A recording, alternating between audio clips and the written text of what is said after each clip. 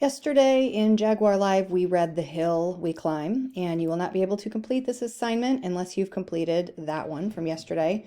So please make sure that if you did not attend Jaguar Live, that you watched the video recording of it and completed the slideshow questions. So what you're going to do today is called the Hill We Climb choice board. It's a choice board because you have three options here, and you get to choose whichever one you want. The directions say, after reading and discussing The Hill We Climb by Amanda Gorman, choose one of the following activities and complete it. Please highlight the activity you have chosen. I need you to please do that so it makes it clearer for me when I go to read your piece which one you were doing. So option 1 is write your own poem in reply to Gorman's poem, The Hill We Climb. Choose a line, a vibe, or a moment from the poem to inspire your response. What hill do you or we climb? So you're going to take a line from her poem or a moment or a feeling that you got from that poem, and you're going to incorporate that somehow into your poem. Okay? So that's option 1.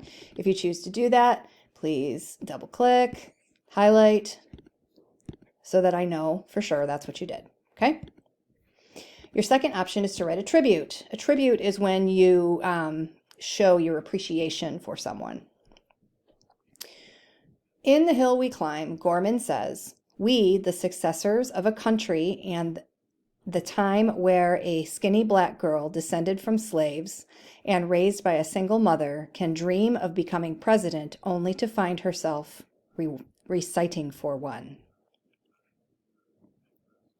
Write a tribute to those who came before you or who climbed a hill alongside you or ahead of you.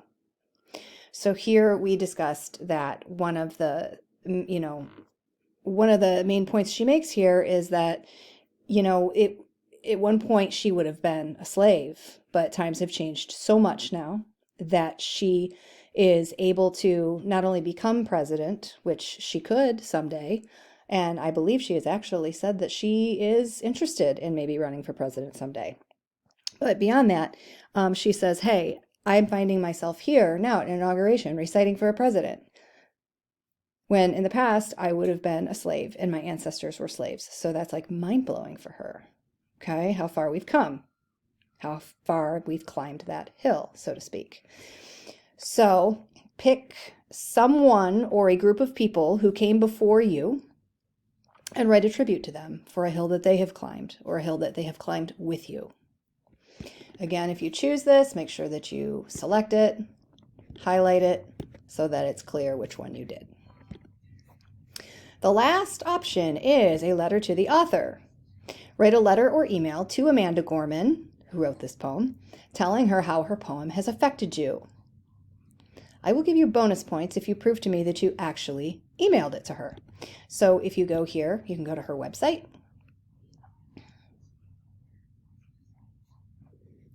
She's so pretty. That's beside the point, but she really is. All right, so if you go down to the bottom of her website, it says contact. So after you have typed your letter to her here on the document to turn into me, you can put your name and your email and copy and paste your message right here and send it. Okay? And what you can do is you can just screenshot this, whatever, after you hit send, just screenshot it and attach it or email it to me so that I can see your proof that you actually emailed it to her.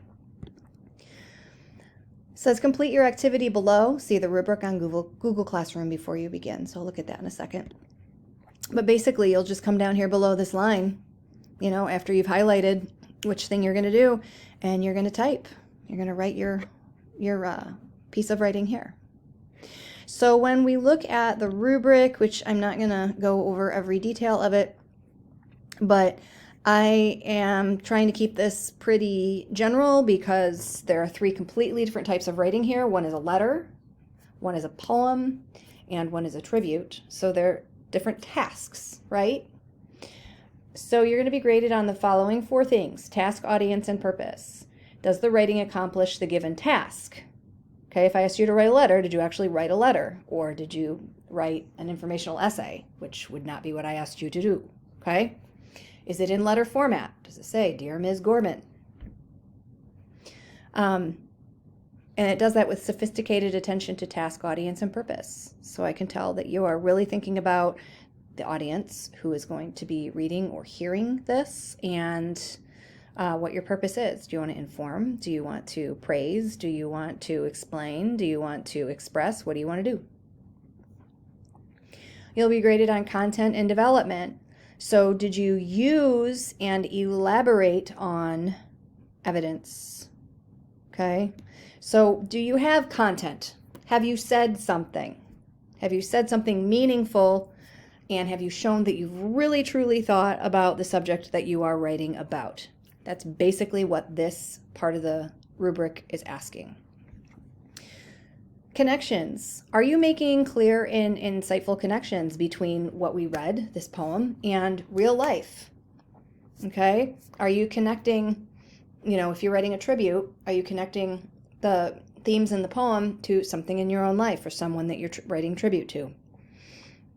If you're writing her a letter, are you explaining to her how this poem has personally affected you in real life? Etc., etc.